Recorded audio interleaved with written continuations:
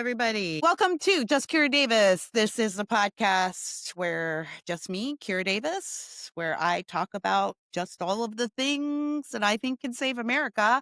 And speaking of saving America, we've got a lot to talk about today. We had an election. It was election day yesterday, and a lot of people are upset, and they've been waiting to hear from me on this. So I've been out of town.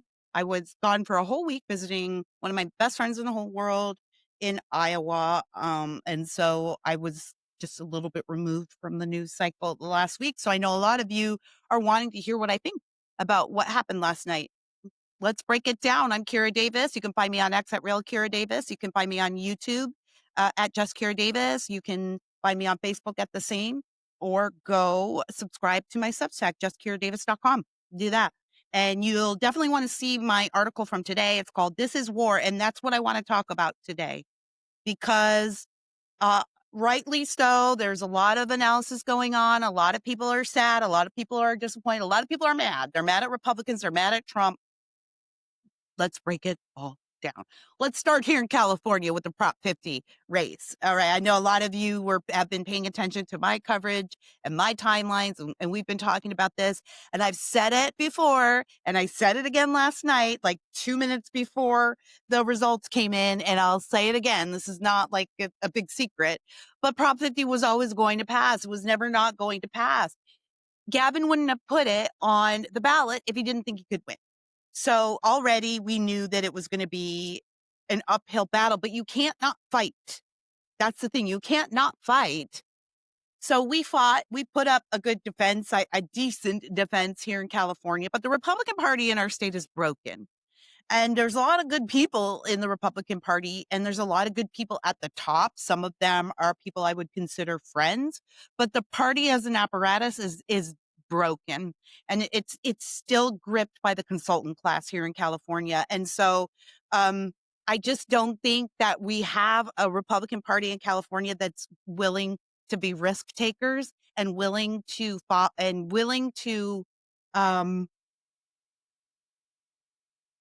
create leaders. We need leaders. That's what we need. We need leaders. So I'm going to talk about the numbers here in a minute, but I want to talk about what a leader is and why it matters to have good leaders. We've got great spokespersons. We've got guys like Steve Hilton who are ascending in the party and are really pushing for that governor's mansion and wanting to be the next leader. And I'm Team Hilton. I've endorsed Steve, and I am totally 100% on board. That being said, he's on his way to becoming a leader. He's not a leader yet of the party. We need leaders. We need people who motivate the voters because look, here in California, the truth is, there's fraud. It was rigged from the start. It was never not going to pass. It's rigged. The president has talked about that. Caroline Levitt talked about that. Everybody knows it's rigged here. That being said, we still didn't have turnout. We did not have good Republican turnout. Here in Orange County, which is the Republican base, it's here in Orange County. There's 34% turnout. So far, it looks like 34% turnout. That might go up a little bit as the weeks drag on and we finish the count officially. So it's not just that there's voter fraud. We're not turning out. And I can't blame people. I'm getting kind of sick and tired of Republicans in California, Republican leadership in California scolding Republican voters for not getting on board with early voting or not getting on board with this candidate or that candidate or not turning out. What are you doing for them? What are you doing to ensure that their vote counts? I'm not saying that you're wrong. I'm not saying that it's not frustrating. I'm frustrated. I'm super frustrated with the Republican base and how we vote. From our very most local offices to school board, from school board to the governor's office, I share those frustrations.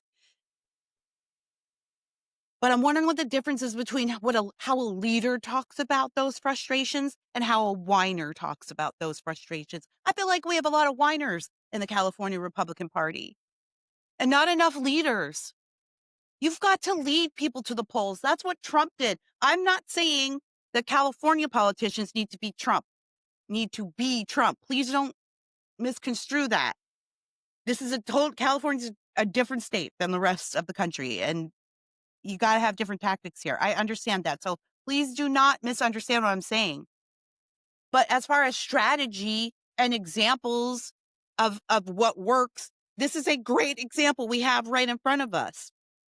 We don't have to replicate his style, but we should replicate that boldness and that desperation to reach every corner, every voter. Trump went everywhere.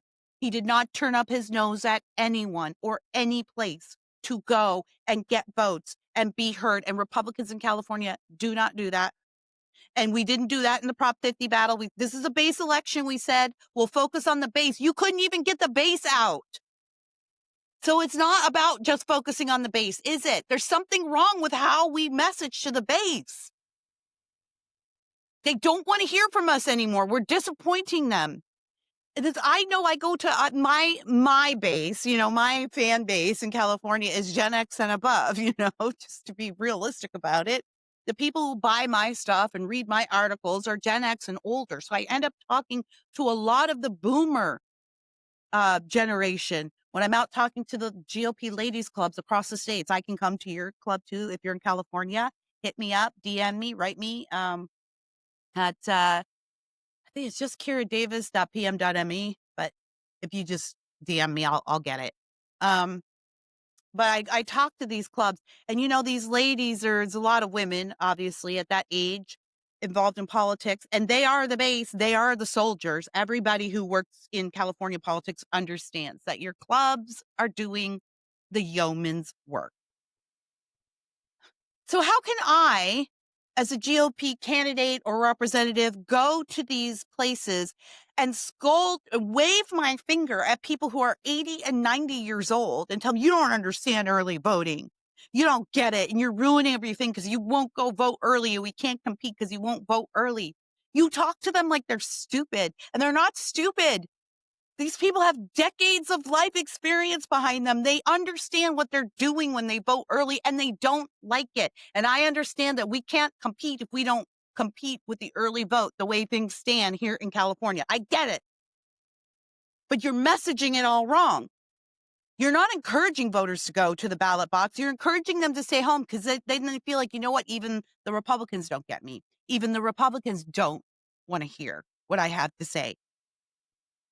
Even the Republicans are being wishy-washy about this, right? We're not leading people to the ballot box. This is what I'm saying. We're not leading people to the vote. Trump was like the Pied Piper. People just come and fall in the line right behind him. And we did see that when he's not on the ballot, it changes. And I've been saying this since he won. Y'all been listening? I've been saying it since he won. Republicans are cocky. We flipped our school board here. I'm going to get in trouble locally for saying this because I know a lot of people worked so hard on that election. We flipped our school board, but I've been trying to tell people, don't get cocky about that. Trump was on the ballot. Can we do it again when he's not?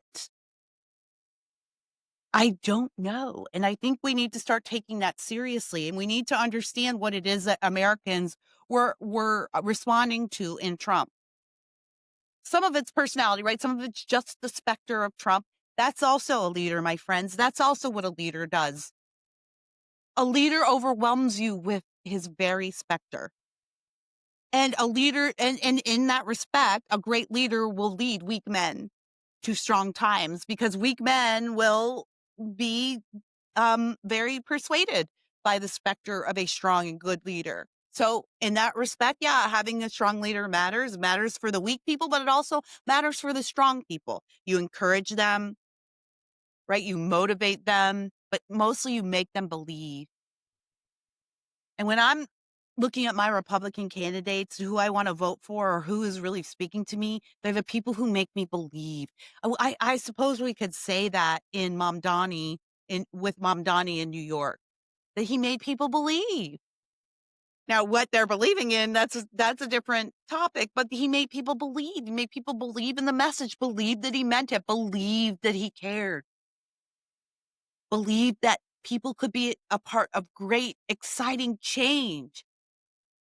And we just don't have a lot of those Republicans who are out there making people believe. I see some Republicans, some conservative Republicans trying to take on the attitude of Trump and being very MAGA and very like, I don't, screw the trannies and deport everybody and just getting super hardcore red meat.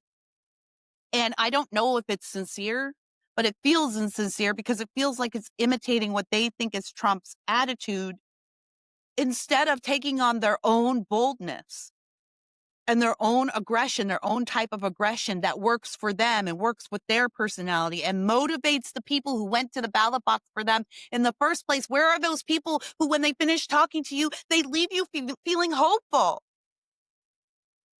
and energized and feeling like I'm one election away from victory? Where are those people? Those are the people who bring you to the ballot box. That's what we need. That's why Prop 50 lost. Yes, there was cheating. But let's say we get rid of the cheating, and I think we're on the path to do that. I'm going to give you some hope as we move along on this podcast. I think we're on the path to do that, to make our elections much more transparent and to solve some of this election fraud that we have. I really do. There are some things in the works that are happening here in California now and even nationwide, so we need to keep that in mind. But so what? Let's say we fix the voter ID here in California. Which, by the way, this is why they're getting so violent at the ICE facilities and so violent out there. They know. Once we deport their voters, they're really screwed here in California. I don't think you understand how dangerous it is for Democrats here right now. I don't think you get it. They're scared. It's not that they're strong. They're scared. They will never win in California again if we get voter ID and we get to deport people. They'll never win again, at least for 50 years. They know that. So they're very scared, and that makes them very dangerous. But let's just say we get a national voter ID and everyone's got to bring ID to the ballot box next year. So what?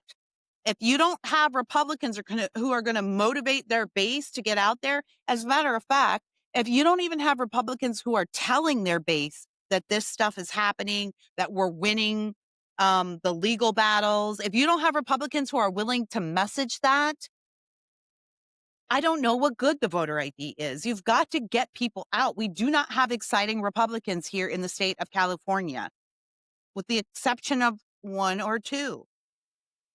We just don't. And that matters. Look at the White House meme team. Look at how they message. Look at the Border Patrol meme team. I know a lot of us out there are going meme teams. That's so Gen Z. Yes, I get that. And you don't win elections on social media, but it helps. You get the word out on social media. I bet you Mandami won on social media. Like, there are places where it matters. But California Republicans in particular have abandoned the cities, and we cannot win without the cities. We can't do it. How you start winning the cities by solving this election fraud problem. That will go a long way. You wouldn't even necessarily have to compete very hard in the cities. I think just the fraud portion would be enough. But where are the people willing to wade in and go into the contentious areas and be brave to be Charlie Kirk? And I want to say this about all the whiners out there today, and I get it. There is a lot that we need to pay attention to, but let's not forget, all of these losses happen in blue cities and or blue states. Nothing is surprising. Nothing surprising happened yesterday. Did it? If I don't know, I think we're surprised because we had hoped that the shocking evil of the Democrats running would be enough to make even their side go, I can't do this. But no, all it did, it showed us where we are in this country. We're split. We're absolutely split, and not even down the middle, by the way. We're the majority, but we are split ideologically. And there's no compromising with the side that doesn't have a problem with an elected law enforcement politician calling for the murder of his colleagues' children that he knows, that he's met and spoken to and seen. This guy is a lunatic. Mamdani is a lunatic, and they got elected. So it doesn't matter, how much work you do on the policy end with things like voter ID if you're not willing to get in there and battle and fight and be aggressive and do the things that you don't want to do and take risks because people are responding to leadership. I think that is the lesson to be learned here. At the end of the day, if it's Trump, if it's Mamdani, if it's AOC, if it's a guy like Steve Hilton running for governor or your local school board candidate, whoever it is, people respond to leadership. Most people are followers, and that's fine. That's good. Actually, you can't have a bunch of leaders, right? But it's not even about the R or the D at this point. It's about who's willing to lead. And you know what leaders do? They're bold and they take risks and they're not whiners. Stop whining. Stop whining. Go out there and find some leaders and support them. Or better yet, go out there and be a leader and start telling people how they can win and why they can win. Again, just I'll circle back to my original point about scolding the senior Republican voters here in California. I find it extremely distasteful. You're treating them like they're morons, and they're not. They're not dumber because they're older. In fact, they're more intelligent. Yes, I get it. They don't get technology, modern technology. I mean, Gen X here, guilty. Things are progressing at a pace that is outpacing their understanding of how all of that works with the data and all of that. Understood. But these are still your baits. So don't go out there and scold the older voters for not getting on board with early voting, which is hopelessly corrupt, and we know it is because we talk about it all the time. Then don't turn around and scold them for not getting on board with that, and then wonder why you only have a 34% base turnout in Orange County during a very important election. You can't have it both ways. So, and I'm not even saying, I don't know necessarily what the exact solution is because early voting is an issue here in California and it is legal and the other side is winning with it. And so we need to learn how to compete with early voting. We do. I'm just saying that I don't think that the key, I think, now this is 1, 2, 3, well, this is the fourth election cycle where we've had to be hollering at folks about early voting in California, and we're still losing in the turnout. That's an us problem. That's not a Democrat problem. That's an us problem. And again, I think that's leadership because people get excited to come out for exciting leaders. And what does a leader offer? Well, they offer strategy. They offer personality for sure. That's a big part of it. They have to be engaging. That's a huge part of it, but they have to offer hope. And California Republicans are so beaten down. I think even the leadership has absorbed that without even knowing it. And I don't know what to do. I don't know what to do. I support the people and offer all of my expertise and skills to the people who I believe are great leaders here in California, and I've reached out to those people and helped those people when I can. I've tried to be one of those people. I ran for a school board. I like to think of myself as a strong voice for California. But am I a leader? I don't know. Are people going to the ballot box for marching to the ballot box because of Davis? No. We haven't seen the person who's going to go out there and remind people why it's not time to give up. It's not time to give up. I don't see it. Am I naive? Am I crazy? Maybe I'm just a hopeless Jesus lover. And with Jesus, there's always hope. So I guess I don't even have it in me to give up, but I'm also an American. I don't understand Americans who can give up. I understand Americans who get tired, who retreat, who find peace. But even those Americans, even when you talk to them, you might say, "Oh, I don't even do that anymore." I don't. Like, some people might even say, "I don't even vote anymore." But if you talk more to them, you'll see they haven't really given up. They've just moved their passion to some other area of service that they feel is more effective. They're serving their community. Maybe they become a pastor. Maybe they became a teacher. Like, they've just moved their passions. Good patriotic Americans never give up. They get tired. I know a lot of you guys are tired out there, but I don't know.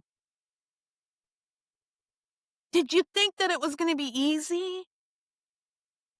Did you think that Trump was gonna win and we're gonna have all these fun victories, we close the border and we bomb the drug boats and Trump sticks it to, Nancy Pelosi and CNN when he's on the podium? Did you think it was just gonna be 4 years of that? Did we learn nothing from 2016 and 2020, which is that Trump is one man? You are the cavalry. You are. Now, there is nothing wrong with waiting until you are motivated by a strong and effective leader. Okay, that's fair. That's how most humans operate. And I think it is naive and wrong to imagine that it doesn't work that way. That's human nature. I think Republicans could do well to study human nature a bit more too. Yes. But people, you know, people want to be motivated and they want to hear why there's hope. And they want to hear why, because I believe every good American has a kernel of hope inside them always. And so they're wanting to hear why they should risk exposing the hope nerve, if you will. They want to hear why. They want to know why. But I'll tell you why. This is the greatest country on earth. Every good thing I have, it's because of this country and the God who led me here as an immigrant 35 years ago. This country is founded on the idea of impossible odds being overcome impossibly in every aspect, from our founding fathers to the abolitionist movement to civil rights. I did a movie about Harriet Tubman. You can go find that on YouTube. It's called Minty, Minty. That was actually her real name, Araminta. It's a short film my partner Jim and I made together. Not my gay partner, but my business partner Jim and I, my writing partner Jim and I made together. It's called Minty. Go look it up on YouTube. It's still up there. I made it because it's a story. It's a story about a great American heroine. If we have founding fathers, then we surely have founding mothers, and Harriet Tubman is surely one of them. And she was a leader. She moved people.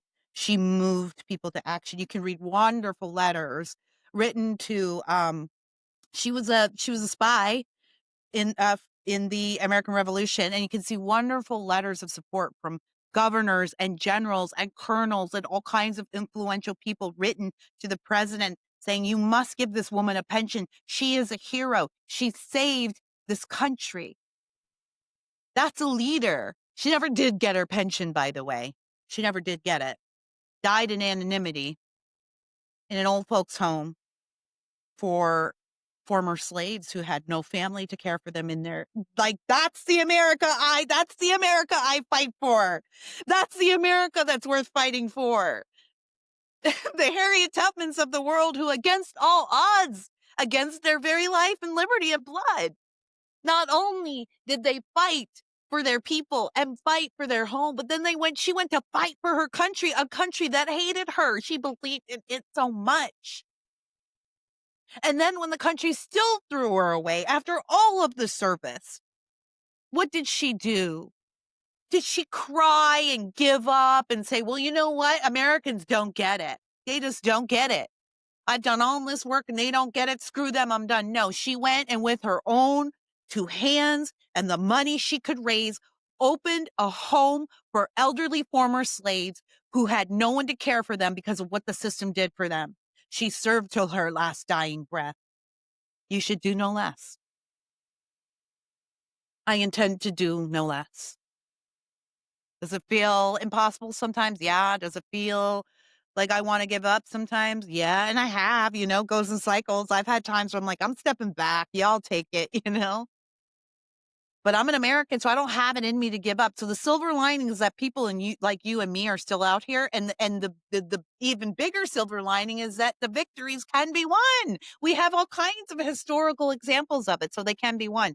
But even more than that, I'm not asking you just to be hope, just to have faith and just be hopeful. But there are actual things that are happening that will have real time results. Here in California, Mark Mosher and Dylan Law Group have launched a lawsuit against Prop 50. What they are asking the courts to do is to delay the implementation of the redrawn district lines until the next election cycle. That's actually the law.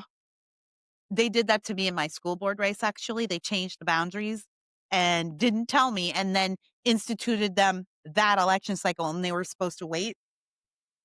I didn't have the wherewithal or the money to prosecute that, and I had to let it slide. That's how they get away with a lot of this stuff. But now Dillon Law Group is in there. Harmeet Dillon, of course, is at the DOJ, and the DOJ is here in Orange County, purging the voter rolls or looking into the voter rolls, looking into voter fraud claims. And we've got more claims coming up across the state. County parties need to be launching fraud claims. County parties need to be finding some money. All right. I hate going to my county party. Love you, Will O'Neill, our chairman. He's a great chairman. But I surely do hate going to the county party and hearing, well, we don't have enough money to do this. But we actually do. We have a lot of money that goes to a lot of consultants and a lot of suit and ties. Again, we got to get bold here, right? We got to get bold. We can't do things the way we've been doing it. We can't. And so we have to pour money into, the county parties need to figure out, you'll go out and fundraise for the Christmas party. You'll go out and fundraise for the proposition. Will you go out and fundraise for the lawsuit? Will you do that? Like, I think that falls under the purview of county parties. I've only read the bylaws of our party, Orange County, but I would say it does fall under activism and voter integrity and education. So your county party should be suing to purge the voter rolls, and you should be suing to audit. Hell, that should happen every year. That should happen every year. And I don't want to hear about how much it costs. Oh my gosh, what we spend money on, even the Republican Party. I'm so sad. I don't want to hear that. You can do it. What you mean when you say that is, well, we have this stuff earmarked. We can't remove the earmark. Yes, you can do whatever you want. You can do whatever you want. You just need to find a way to do it. I don't accept that anymore. You can do whatever you want. I was on Tea Party Patriots podcast this morning with Jenny Beth Martin, and she was asking me about, did I think it was a good idea for these other states now to trigger their redistricting? And Davis a year ago would have said no. Someone needs to be the adult in the room and lead us away off the cliff of chaos. But after last night, we cannot compromise with the other side. They're gone. They're gone. The Democrat Party that we knew is gone. They're not Americans anymore. And the normal Americans in the Democrat Party are going to get pushed out, or they're going to have to move to the left because that's what's winning. They're gone. We can't compromise with them anymore. So yes, everybody should redistrict. This is war. Get on board or get lost. It's war. I can't believe I'm talking like this. Like, I sound like a crazy person. I feel like a crazy person for talking like this because I really am like, I don't like conflict. I, had an abusive childhood. And I was bullied a lot as a child. And as an adult, I think this is why I'm a talker for a living. Cause it goes with all the insecurities that come along with being an abused kid. And so I can't believe I'm saying these things, but I have to say it. I just don't think we're in a time of persuasion anymore. And I think a lot of you conservatives out there, put on your big girl panties. And I get it. Trump isn't the guy that you wanted, that you hoped for. He's weak in some areas. You would do it differently, but you weren't elected. And the candidates that you supported have not been elected. The candidates that I supported have not been elected because we're weak. We're not willing to get mean and get dirty and to play hardball. I don't mean dishonest and I don't mean fraudulent, because, the Lord has to bless our efforts, right? So we can't be doing things that are outside the boundaries of the law, of the Lord's moral law or the law we have to work with. But we sure do let a lot slide, and we sure do act real nice out there when we should be getting gritty and getting our hands dirty and taking the risks. And if that means you're not going to win the next election cycle, Capistrano Unified School Board, full of supposed conservatives, you're thinking about the next election cycle. Don't. Every candidate should go in there with the notion that they're going to go so hard that they're not going to get reelected, that the Democrat machine's going to fire up and oppose them at every corner. You should be going so hard that your enemies hate you and never stop working to defeat you. That's where we are. People should hate you. You shouldn't be liked. You shouldn't be liked right now. You should be liked by the right people, you know? But you shouldn't be walking through your community and everybody's like, oh, she's just one of us. What a lovely person. If your Democrat opponents don't hate you, you're doing it wrong at this point, because they're the baddies. They're the bad guys. They're the communists now. We have a two-party system. And now we have one party that is pro-America and one party that is anti-America. And that's that. That's it. And so are you going to whine about how, oh, conservatives they're not getting out to the ballot box. They don't care. They're just so disaffected. They're just so lazy. Are you going to whine about it?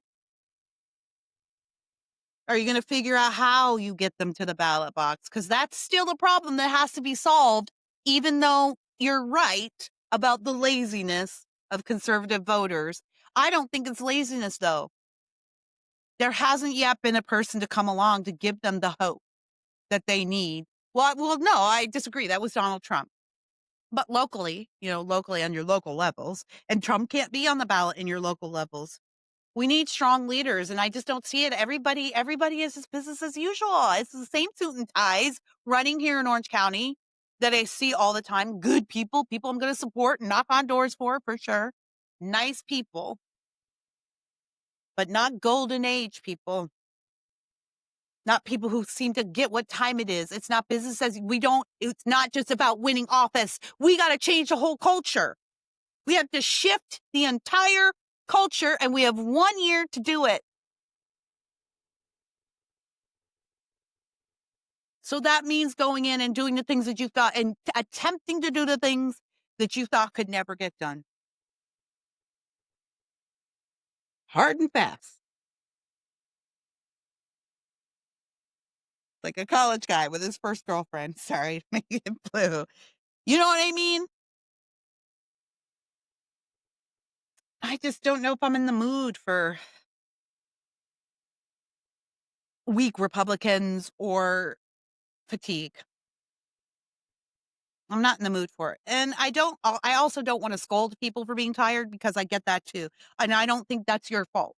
So I don't want to scold you for saying I give up. I don't want to scold you for saying I don't know that it was worth it to go to the ballot box, because I understand. And I don't even blame you. And I don't think it's your fault.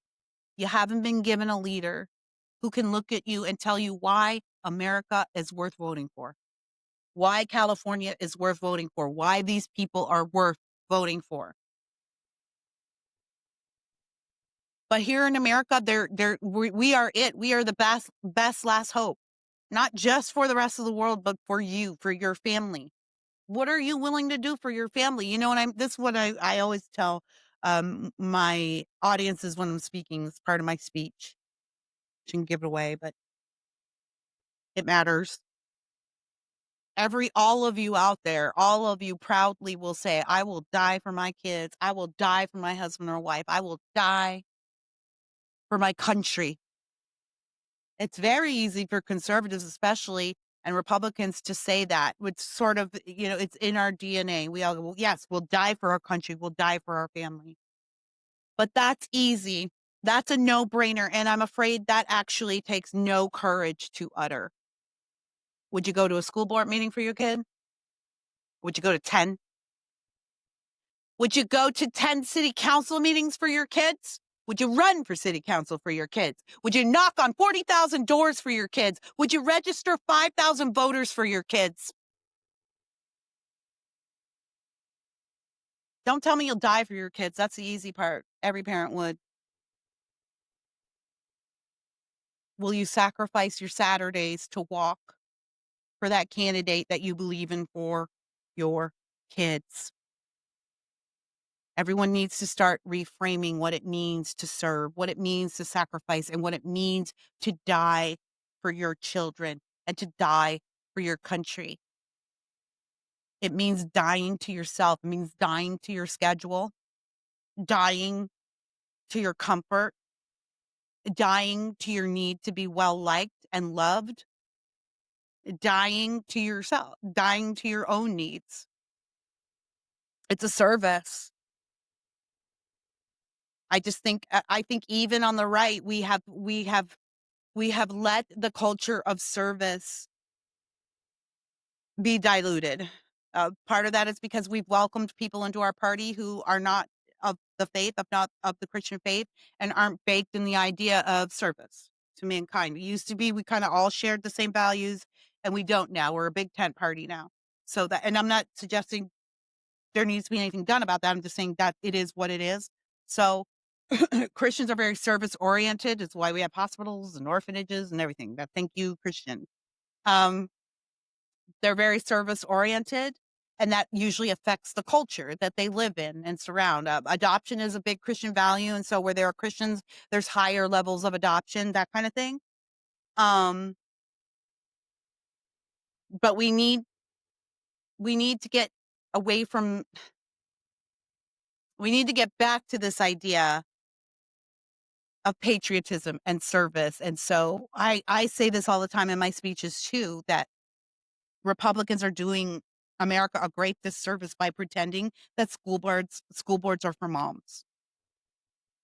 I'm a mom. I ran for school board, and most of my school board is just moms like me who, you know, were concerned about their kids and like kids and love their communities. And, my school board, for the most part, is made up of people who care about their communities and their kids.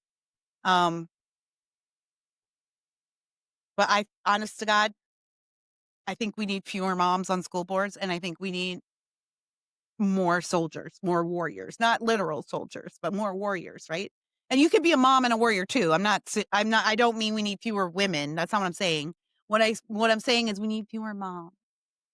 Look at the nice moms who are just, I've got a business in this community, and I don't want to put off the community and make them hate me because I need this business to grow and thrive. It supports my family, and all fair things to think about. But we are not in the mom era. We are not in the nurturing era. We're in the kick ass and take names later era. So I do think Republicans have done themselves a great disservice by pretending that the school board races are for school board moms. They're not. It's where it all starts. The left has been educating their socialists for 70 years, and now the communists run New York City and California and possibly New Jersey. I think there's definitely shady stuff going on in New Jersey, though. There's voter fraud. Again, there's voter fraud that's going to have to be dug out before next year. That's going to help a lot, but it can't be everything.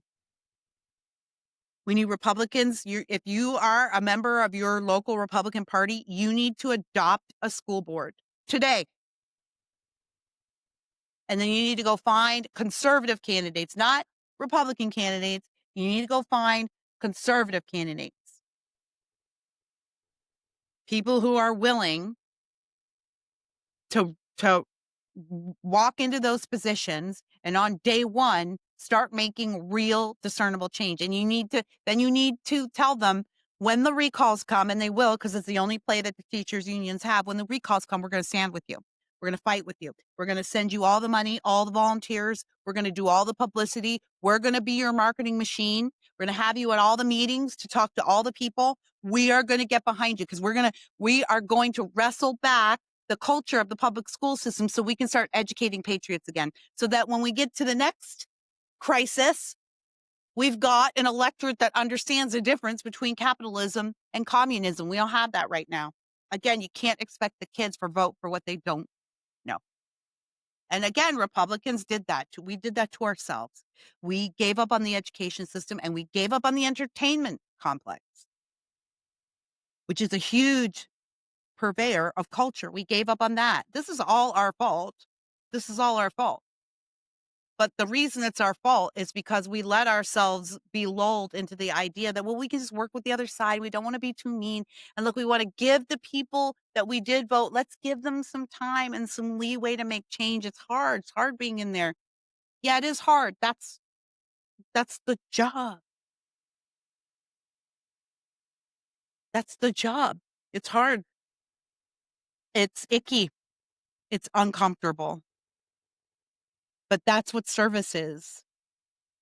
And you have to be willing to break some eggs. And really, I think speed is the key. I think if you look at the way Trump's getting things accomplished, it's speed. We just don't have room for business as usual or weak people and weak leaders. We have to raise those leaders the way Democrats have been raising their leaders. And guess what? It's coming to fruition for them. Just been talking about it for years and years as a sort of an ethereal thing, and now it's real. And we're actually seeing the results of them playing the long game. So are we going to sit around and whine about Republicans not getting out and accusing Republicans and being mean to our fellow Republicans because they don't get it? They're not as smart as we are. They don't understand what we understand. I'm kind of sick of that too. Sick of elitist Republicans lecturing their own base, treating them like they're children. Don't do that. These people are, if I've learned anything from my travels across the state, it's like these people are hyper engaged. They're super engaged. They love their state. They love their country. They don't like the early voting. It's sus to them. It's suspect. Not because they're stupid, but because they're smart. So if you want them to engage in early voting, you got to lead them to early voting and you got to give them a reason to get out there and vote early. And you got to show them some positive results from voting early.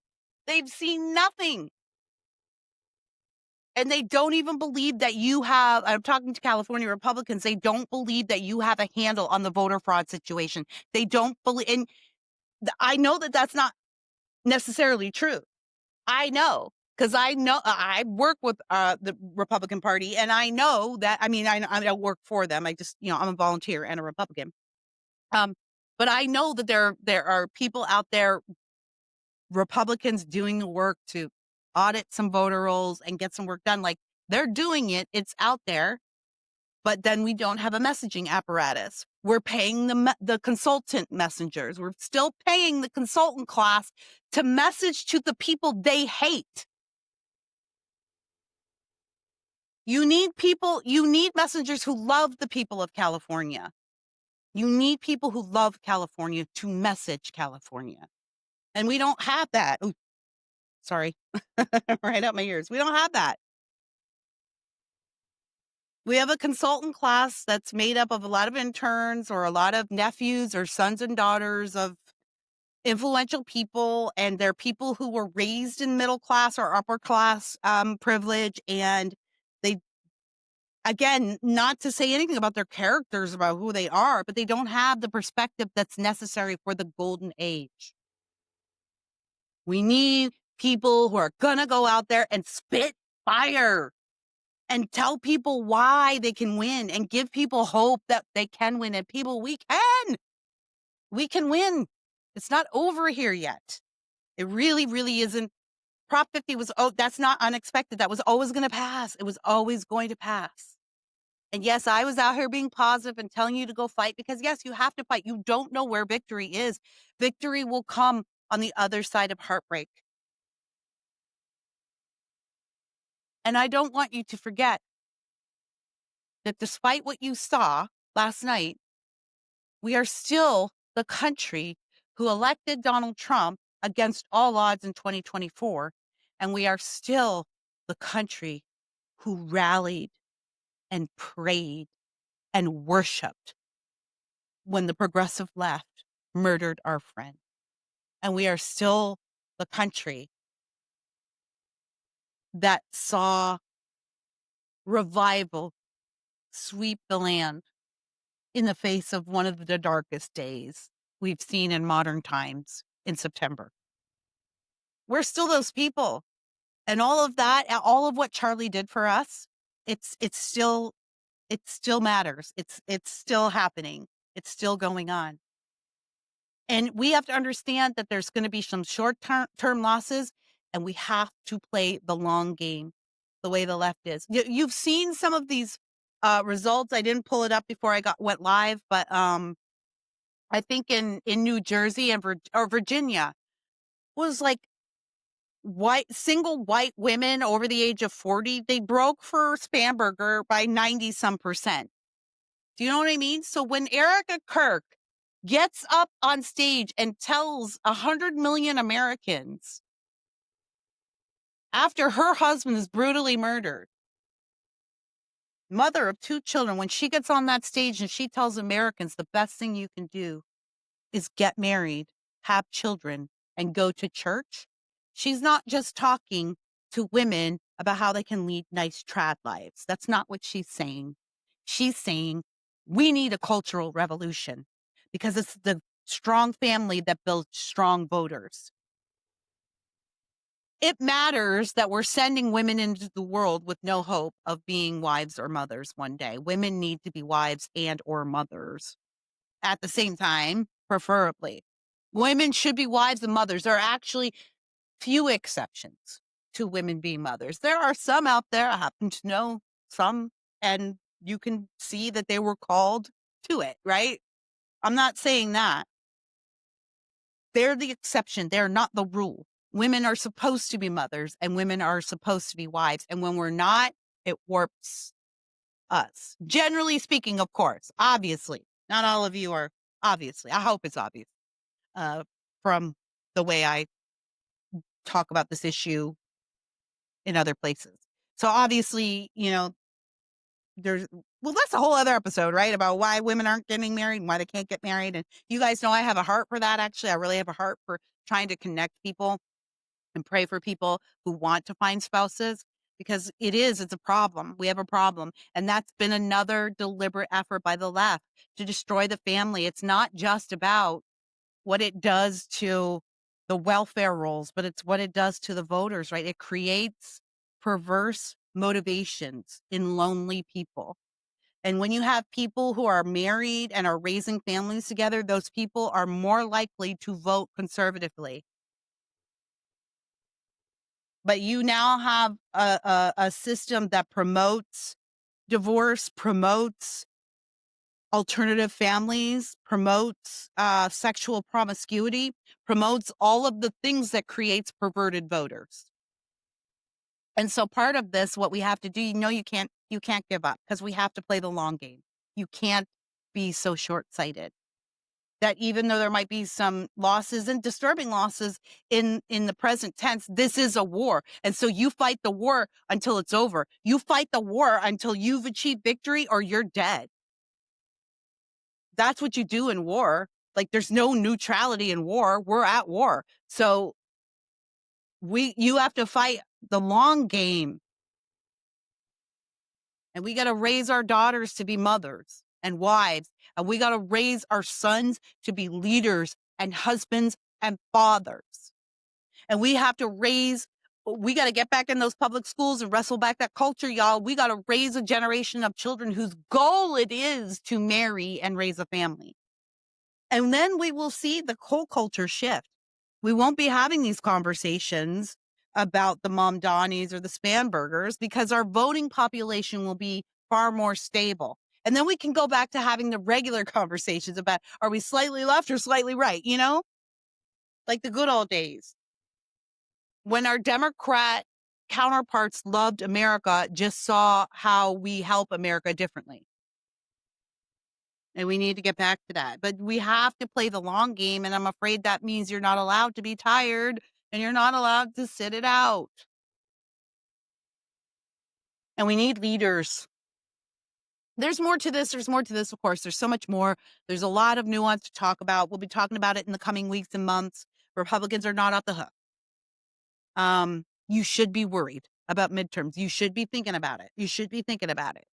Am I any less hopeful today than I was at the beginning of yesterday? No, because I didn't think we were going to.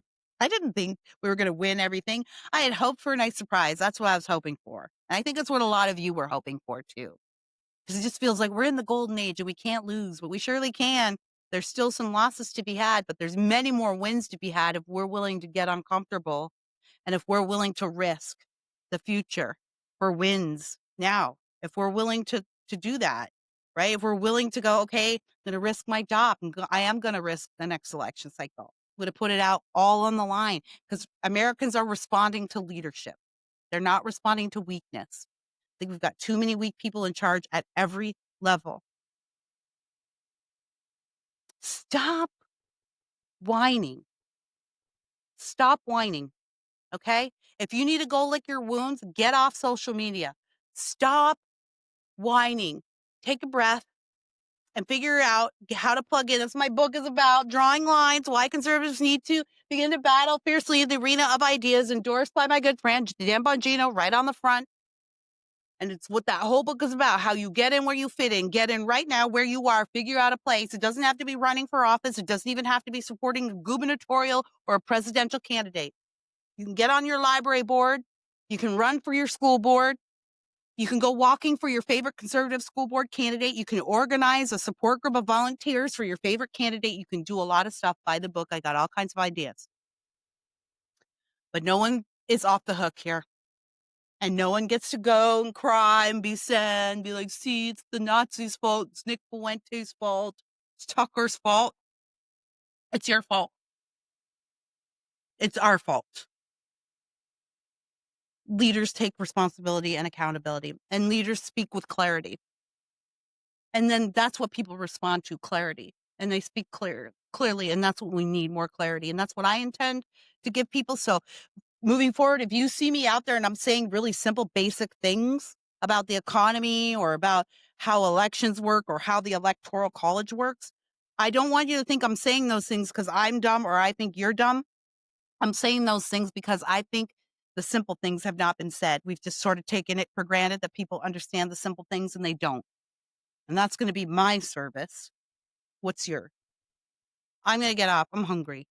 I'm hosting Stacey Washington's show tonight. I'm recording this on Wednesday, November 5th. So I am filling in for Stacey Washington on Sirius XM, The Patriot, channel 125. It is 9 to midnight on the East Coast.